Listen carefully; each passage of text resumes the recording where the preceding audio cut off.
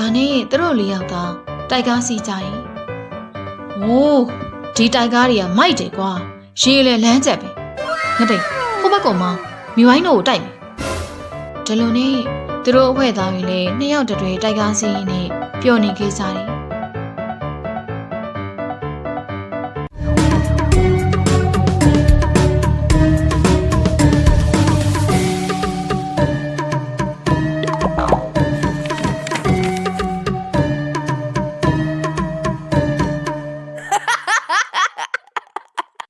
မော်စီယာချက်ကြီးနေမကောင်းဖြစ်နေရတိတိရချင်းဖိုးတူတို့အဖွဲသားတွေလည်းချက်ကြီးရင်ကိုအလောတကြီးသွားနေခဲ့ကြတယ်။ဘာကြီးတွေ့ပြောတာတော့ကိုချက်ကြီးနေမကောင်းဖြစ်နေရကြပြီဆိုပဲဟာ။အေးဟာကိုချက်ကြီးလေလေတို့အတိမပေးပဲနေနိုင်လုံးနေ။တိုးပေါ်က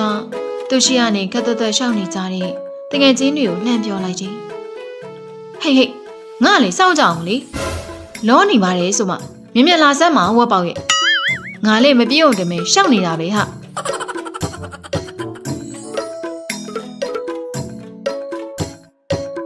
နောက်တော့သူတို့အဖွဲသားတွေလည်းချက်ကြီးအိမ်ကိုရောက်လာခဲ့ကြတယ်ချက်ကြီးကတော့အေကန်ရှိမှခွေလေးလှဲနေခဲ့တာပါဖိုးတူလည်းချက်ကြီးနားကိုတွားလိုက်ပြီးတော့တသားလေးလှုပ်နှုံးလိုက်တယ်ကိုချက်ကြီးကျွန်တော်လာတယ်ဗျဒါနဲ့ချက်ကြီးလည်းမျက်လုံးပွင့်လာခဲ့တယ်။မင်းတို့လာတာပဲ။ကိုချက်ကြီးတိတ်နေမကောင်းဘူးကွ။အဲ့ဒါကြောင့်မလာခဲ့တာဗျ။နေမကောင်းဖြစ်နေတဲ့ဟာကိုကျွန်တော်တို့ကိုဘာလို့ဖုန်းမဆက်တာလဲ။နေမကောင်းဖြစ်တာလေးပဲကွာ။ဘာမှဖြစ်ပါဘူး။ကိုချက်ကြီးကဘာမှမဖြစ်ဘူးသာပြောနေတာ။ကိုချက်ကြီးမျက်လုံးကပန်နာအတိုင်းပဲဗျ။ကိုချက်ကြီးဘာစားပြီးပလဲ။စင်းရောတောက်ပြီးပြီလား။ကိုချက်ကြီးမထနိုင်နေရနဲ့ဘာမှမလုပ်ရသေးဘူးကွ။အဲ့လိုဆိုရင်ဘယ်ဖြစ်မှာလဲစေးတော့မှပြောက်မှာပေါ့လာမိဝိုင်းတို့နှစ်ယောက်ဆမ်းမြုပ်သွားပြုတ်ကြမယ်ဒါနဲ့ငပိန်နဲ့မိဝိုင်းလေးမိဖို့ကန်ရှိရာဘက်ကိုထွက်သွားခဲ့တော့တယ်ကိုချက်ကြီးခုရောဘလို့နေသေးလဲတကုံလုံးညောင်းကြိုက်ပြီးတော့တူနဲ့ထုကန်ထားရတယ်လို့ပဲကွဒါလို့ဆိုရင်တော့ကျွန်တော်နှိပ်ပေးပါမယ်အဲ့လိုပြောပြီးချက်ကြီးရဲ့ခြေထောက်တစ်ဖက်ကိုနှိပ်ပေးနေတော့တုပ်ပေါ်လဲကျန်တစ်ပတ်ကိုနှိပ်ပေးနေခဲ့တော့တယ်ခဏလောက်ကြာမှငပိန်နဲ့မိဝိုင်းလေးစံပြုံးနဲ့ရေယူပြီးပြန်ရောက်လာခဲ့တာပါကိုချက်ကြီးစံမြုပ်ရပြီဗျဒါစားပြီးတော့စေးတောင်းနော်အေးကွယ်နေမကောင်းဖြစ်နေတဲ့ကြောက်ကိုလာကြည့်ပြီလို့ကျေးဇူးတင်လိုက်တာကိုချက်ကြီးကလည်းပြောပြန်ပြီကျွန်တော်တို့ကိုချက်ကြီးလှုပ်ပေးခဲ့တာတဲ့ဆိုင်ခုမှပါမွားလေးပါဗျဒါနဲ့ချက်ကြီးလည်းစံမြုပ်စားပြီးစေးတောင်းလိုက်တယ်ခဏကြာမှနေလို့ထိုင်လို့ကောင်းသွားခဲ့တာပါကိုချက်ကြီးဘလို့နေသေးလဲခုတော့တော်တော်နေလို့ကောင်းသွားပြီကွဒါနဲ့ကျုပ်မင်းတို့ပြောစရာရှိတယ်ဒီနေ့တရေပွဲတော့ဟာတပြေကုန်းရွာနောက်ဘက်မှာဖြစ်တယ်ကွအဲ့ဒါမင်းတို့သွားကြမှာလားသွားမှာဗောကိုချက်ကြီးကကိုချက်ကြီးရောအတူသွားမယ်မဟုတ်လားကျုပ်တော့မလိုက်တော့ပါဘူးမင်းတို့လေးတွေပဲဂယူးဆိုင်သွားကြဖို့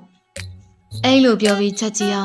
သူ့ကောင်းအောက်ကနေပတ်စံလိုက်ပြီးဖိုးတူကိုပေးလိုက်တယ်။ရော့ပွဲတော်မှာတုံးမှုအတွက်မဟုတ်ဘူး။ဟာ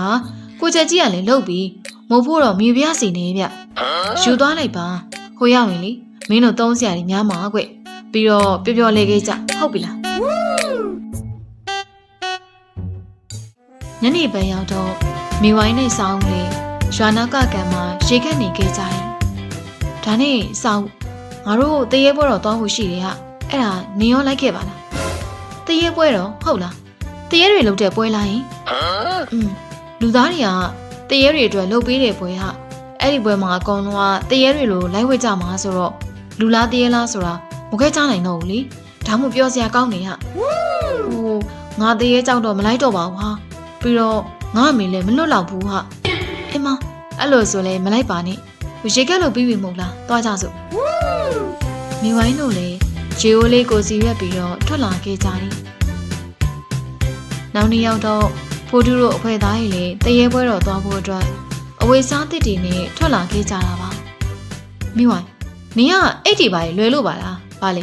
ပဲများလာတာလား။အောင်မေပဲများတွေကဖြစ်ရသည်။မိန်းကလေးပဲဟဲ့အဲ့လိုလားများအဆက်မှတ်လို့အေးလေဟုတ်သားပဲ။ကဲပါတော်တော်လေးရှောက်ကြအောင်ဒီလိုနဲ့လေလဲကြောင်မမီပဲဖြစ်နေလိမ့်မယ်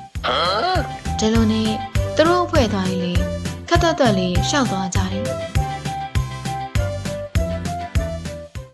နောက်တော့သူတို့အဖွဲ့သားတွေလည်းတရေပွဲတော်ကျင်းပတဲ့ရွာကိုရောက်လာခဲ့ကြတယ်။လမ်းမပေါ်မှာတော့တရေလမ်းသွားလမ်းလာတွေနဲ့စီကားနေခဲ့တာပါ။ဝါတရေပွဲတော်လာတဲ့သူတွေတော်တော်များပါလား။ဟုတ်ပါနော်။ဒါတော့လမ်းမပေါ်မှာပဲရှိသေးတယ်။ပွဲရှိရဲ့နေရာဆိုပိုစီနေလောက်တယ်ဟာ။အဲ့ဒီအချိန်မှာပဲတုတ်ကောင်ကအိမ်ချိန်တွေကနေတကြားလုံးယူပြီးထွက်လာတဲ့တရေကလေးတွေကိုမြင်လိုက်တယ်။ဟဲ့လေဟိုကလေးတွေကဟိုအိမ်ထဲကနေတကြားလုံးနေသွားကိုလာခဲ့တယ်ဟာအဲ့ဒါခိုးတာမဟုတ်ဘူးတော်ဘောရဲ့အိမ်ရှင်ကိုယ်တိုင်ဟာကိုခုလိုယူလို့ရအောင်ထားထားပြီးတာအော်အဲ့လိုလားဒါဆိုငါလည်းသွားယူလို့ရလာရင်ရတာပေါ့ဟာဒါနဲ့တော်ဘောလည်းအိမ်တရဲ့တကားမောင်တော်ကိုသွားလိုက်ပြီးတော့ချင်းလေးနဲ့ကြထားပြီးတဲ့တကြားလုံးတွေကိုလက်တဆုပ်စာနှိုက်ယူပြီးပြန်ထွက်လာခဲ့တော့တယ်ဟဲ့တော်ဘောနင်းဆိုဒီမှာလေစီကံမရှိလိုက်တာတလုံးနှလုံးဆိုတော်ပြီပေါ့ဟဲ့မသိဘူးလေငါစားနိုင်တယ်လို့ယူလာတယ်ဟာဒါတော့မဝဘူးဒါနဲ့မိဝိုင်းလေးကောင်းခါလိုက်တယ်တကြားလုံးကိုလေအဝစားတဲ့တေးစားများမှတ်နေလားမသိဘူးကဲပါပွဲရှိအောင်သွားကြစို့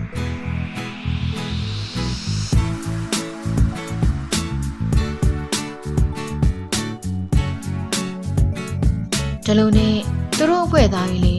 လူတွေစုအောင်နေတဲ့နေရာနာကိုရောက်လာခဲ့ကြတယ်ဟာဟိုမှာလူတွေအုံနေရပဲဘာလို့နေကြတယ်မသိဘူးသွားကြရအောင်ဒါနဲ့၄ယောက်သားလူတွေစုံနေတဲ့နာကိုတိုးကပ်သွားလိုက်ကြတယ်ဝါဒါတိုက်ကားစီးလို့ရတဲ့နေရာပဲဟာဒါကလေမြို့ပေါ်ကစားကွင်းနေမှာရှိရဲ့တိုက်ကားဆိုတာလားဟုတ်တယ်တော်ဘောရဲ့ဟာပျော်စရာကြီးတို့လည်းစီးရအောင်နော်စီးမယ်ငါလေးစီးစင်နေရဟာဒါနဲ့သူတို့၄ယောက်သားတိုက်ကားစီးကြတယ်โอ้ဒီတိုက်ကားတွေကမိုက်တယ်ကွာရေလေလမ်းချက်ပဲငါတိတ်ဟိုဘက်ကောင်မမိဝိုင်းတို့ကိုတိုက်မယ်ဒီလိုနဲ့သူတို့အဖွဲ့သားတွေလည်းနှစ်ယောက်တည်းတိုက်ကားစီးရင်းနဲ့ပျော်နေခဲ့ကြတယ်တိုက်ကားစီးပြီးနောက်တော့သူတို့အဖွဲ့သားတွေလည်းပွဲစိတ်ရှိရာဘက်ကိုထွက်လာခဲ့ကြတယ်ငါတို့တခုစားရအောင်လေငါဘိုက်စာနေပြီဟာဘာစားကြမှာလဲမင်းတို့အစီအမရစားလေငါကတော့ဘာဖြစ်ဖြစ်ရပါတယ်ဒါဆိုငါတို့ကြက်သားတံမောင်စားကြမလားကောင်းတာပဲစားကြတာပေါ့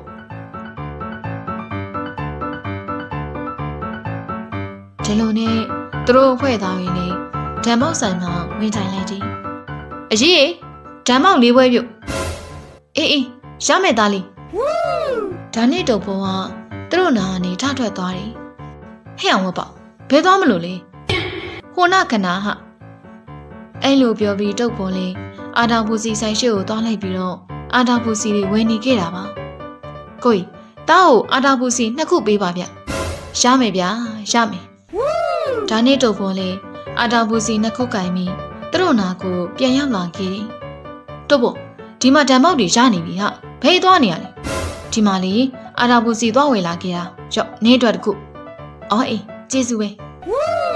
ဒါနဲ့သူတို့အဖွဲ့သားတွေလည်းဓမ္မောက်စားနေခဲ့ကြတယ်။အဲ့ဒီအချိန်မှာပဲညင်းကုန်နေကြတဲ့အတန်တန်ကိုကြားလိုက်ရတာပါ။ဦးလေးညစ်တယ်ဗျာ။ကျွန်တော်တို့ကဒီရုံမဟုတ်ဘူးဗျ။ပွဲစီမှာဖွင့်ထားတဲ့အတန်တွေတက်ပိုးကျနေအောင်ဆိုတော့ဖိုးတူတို့လည်းအတန်လာရာဘက်ကိုကြည့်လိုက်ကြတယ်။ဟိုနားမှာရံမွေးဖြစ်နေကြရဲ့နေတူတယ်။တို့တွေသွားကြည့်မလား။ပြောဆွဆွနဲ့ငပင်ရထထွက်သွားတော့ဖိုးတူတို့လည်းနောက်ကနေလိုက်သွားခဲ့တော့တယ်။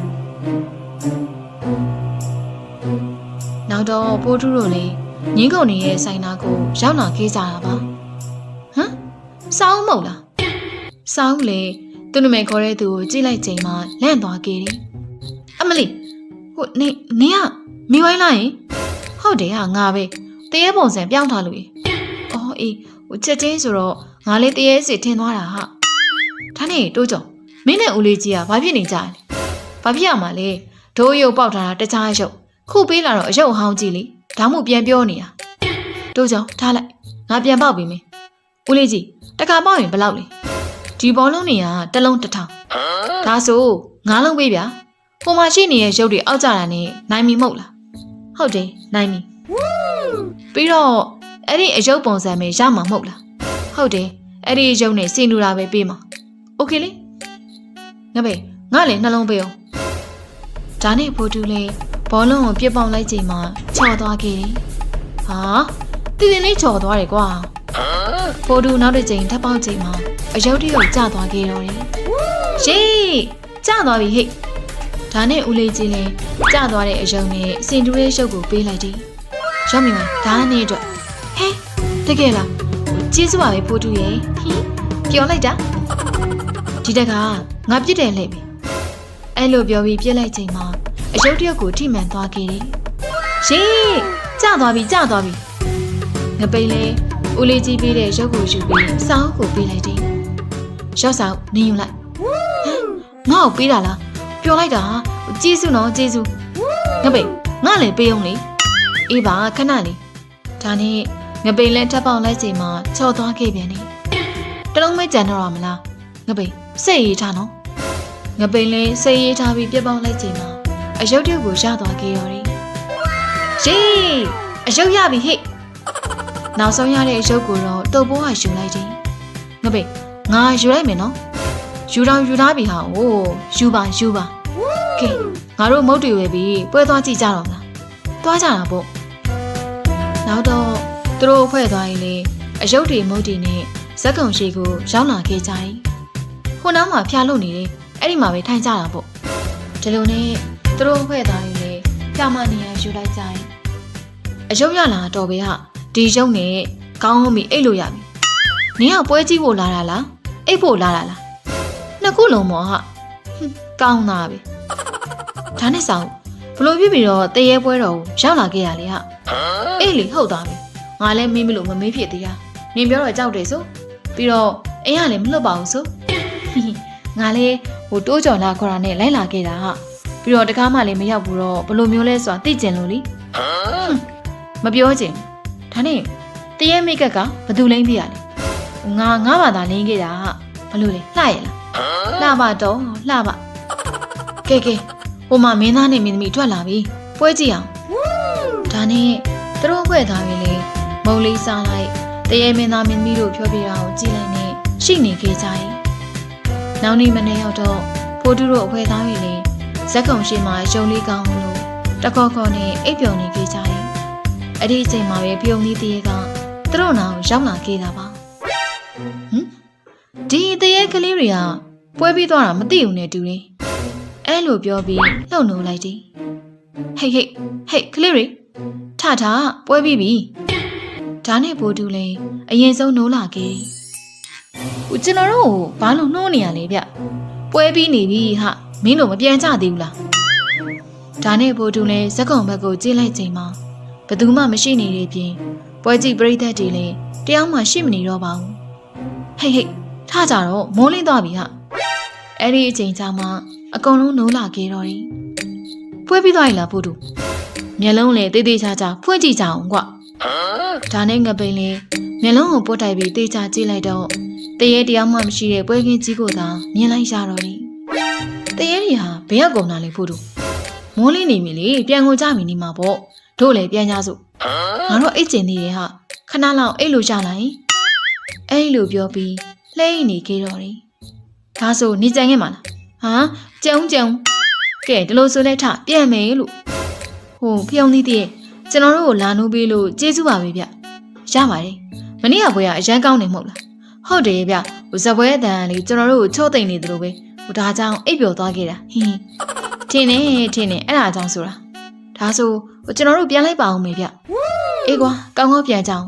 နောက်နေ့တရေပွဲတော်ကြရင်လည်းလာခဲ့အောင်နော်ဟုတ်ကဲ့ပါဗျဒီလိုနဲ့သူတို့ဖွဲ့သားတွေလေပြုံးသီးတရေကိုနှောက်ဆက်ပြီးအဲ့ဒီကနေထွက်လာခဲ့တော့တယ်